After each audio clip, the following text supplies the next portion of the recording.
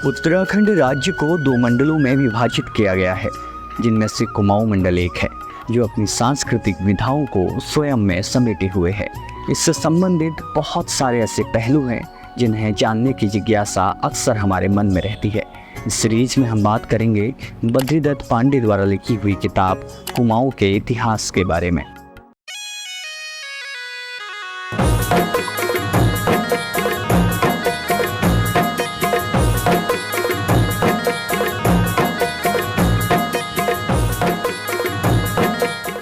आपके मन में भी कभी ये सवाल आया होगा कि इस प्रांत का नाम कैसे पड़ा, या कुमाऊं या कुर्मांचल नाम कहाँ से आया होगा। नमस्कार, मैं दीपांशु कुंवर और आप पगडंडी देख रहे हैं। इस प्रांत का नाम कुर्मांचल या कुमाऊं होने के विषय में ये किंवदंती कुमाऊं के लोगों में प्रचलित है कि जब विष्णु भगवान का दूसरा अवतार कुर्म अथवा कछुए का हुआ तो कहा जाता है कि वो अवतार चंपावती नदी के पूर्व कुर्म पर्वत में, जिसे आजकल कांडादेव या कानदेव कहते हैं, उस स्थान पर 3 वर्ष तक खड़ा रहा। उस कुर्म अवतार के चरणों का चिन्ह पत्थर में हो गया और वो अब तक वहाँ पर विद्यमान है।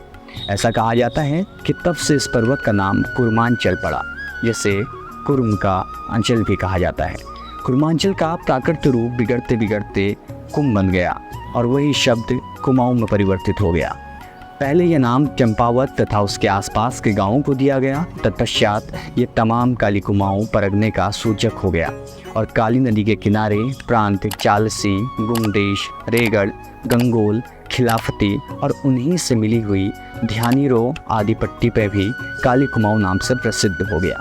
ज्यों चंदों का राज्य विस्तार बढ़ा तो कुर्मांचल उर्फ कुमाऊं उस सारे प्रदेश का नाम हो गया जो इस समय जिला अल्मोड़ा व नैनीताल में शामिल है।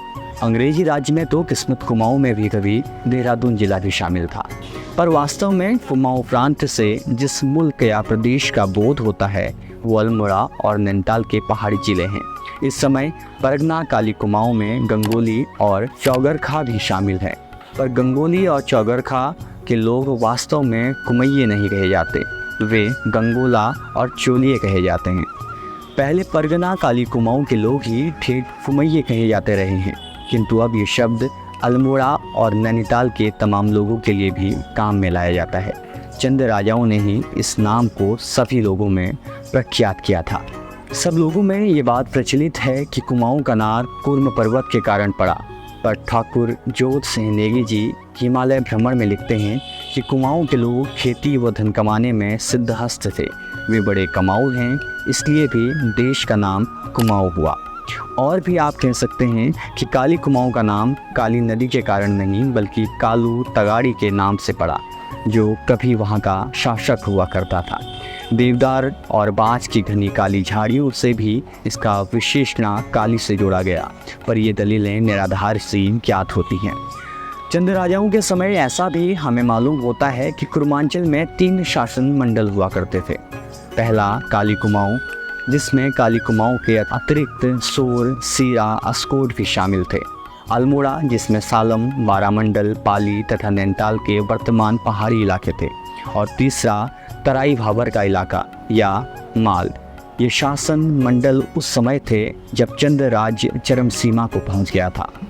कुमाऊं को कुदेश वाले क्यूनन अंग्रेज कुमाऊन, देसी लोग कुमायूं, यहाँ के रहने वाले कुमाऊं और संस्कृतज्ञ कुर्मांचल कहते हैं। खास काली कुमाऊं में चंपावत का नाम कुम कहा जाता है, वहाँ अब भी लोग चंपावत को कुमू कहते हैं।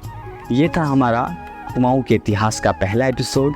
दूसरे एपिसोड का इंतज़ार आप ज़रूर कीजिएगा। मेरा नाम दीपांशु कुंवर है और आप पगडंडी देख रहे हैं। धन्यवाद।